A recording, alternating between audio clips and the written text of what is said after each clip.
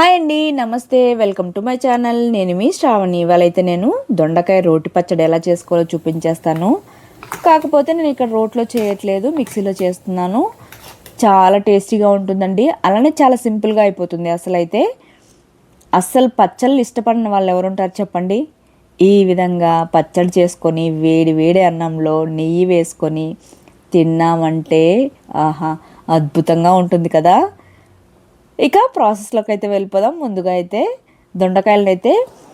సగం దొండకాయలను అయితే ఈ విధంగా పెద్ద ముక్కలుగా కట్ చేసి పక్కన పెట్టుకున్నాను. అలానే మిగిలిన సగంని ఈ విధంగా 4 భాగాలుగా పొడవుగా కట్ చేసుకొని చిన్న చిన్న ముక్కలుగా కట్ చేసుకోవాలి. ఈ విధంగా కట్ చేసుకున్నాక పక్కన పెట్టేసుకొని తర్వాత అయితే స్టవ్ మీద కడాయి పెట్టుకొని ముందుగా అయితే మంటను లో ఫ్లేమ్లో ఉంచుకోవాలి.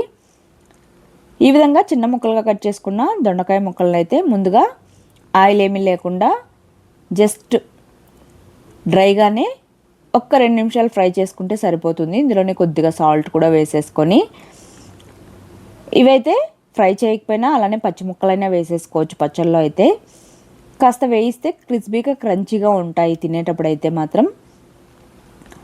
తర్వాత వాటిని పక్కన తీసుకొని అందులో కొద్దిగా ఆయిల్ వేసుకొని ముందుగా అయితే పచ్చిమిర్చిని మీ స్పైస్కి తగ్గట్టు వేసుకొని మంచిగా ఫ్రై చేసి పక్కకు తీసేసుకోవాలి. పచ్చడి అయితే మాత్రం కాస్త స్పైసీగా ఉంటేనే బాగుంటుంది. తర్వాత దొండకాయ ముక్కలను వేసుకొని అందులోని కొద్దిగా సాల్ట్ పసుపు వేసేసుకొని కలుపుతూ మంటను లో టు మీడియం ఫ్లేమ్లోకి అడ్జస్ట్ చేసుకుంటూ మూత పెట్టుకొని ఫ్రై చేసుకోవాలి. అవి కాస్త ఫ్రై అయ్యాక తీసి పక్కన ఉంచుకోవాలి.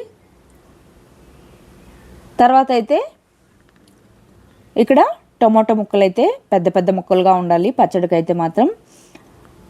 ఈ విధంగా పెద్ద ముక్కలుగా కట్ చేసుకున్న టొమాటోని కూడా వేసేసుకొని అందులోనే కొద్దిగా సాల్ట్ పసుపు వేసుకొని ఒక 2 నిమిషాల పాటు ఫ్రై చేసుకోవాలి.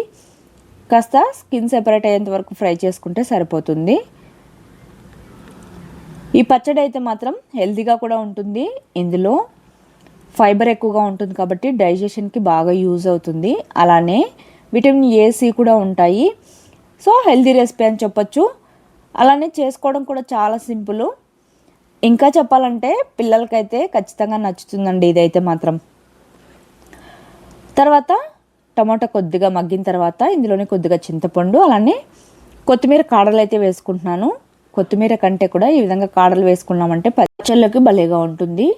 తర్వాత కొద్దిగా పచ్చికరివేపాకు కూడా వేసేసుకొని ఒక 2 నిమిషాలు మగ్గనిస్తే సరిపోతుంది.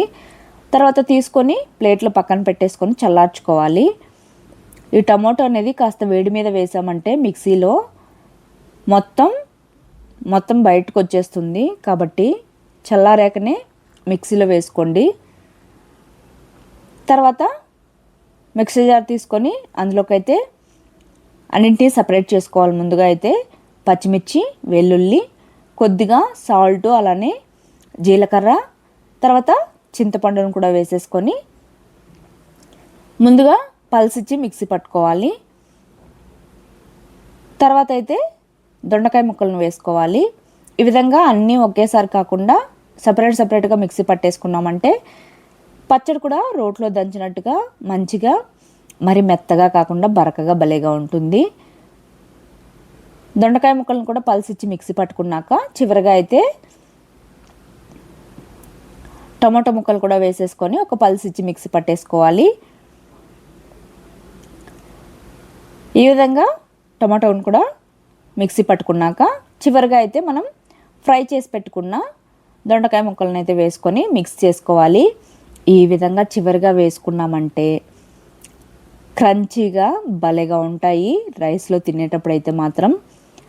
ఇది ఒక రైస్లోకే కాదండి, చపాతీ, దోశ, ఇడ్లీ, ఇంకా చెప్పాలంటే రాగి సంగట్లో కూడా చాలా యమ్మీగా ఉంటుంది. ఇంకా చెప్పాలంటే జలుబు చేసి ఫీవర్ వచ్చిన వాళ్ళకైతే ఇక అస్సలు నోరు బాగాలేనప్పుడు ఈ విధంగా స్పైసీగా చేసుకొని వేడి అన్నంలోకి కాస్త నెయ్యి వేసుకొని తిన్నారంటే వేరే లెవెల్లో ఉంటుంది.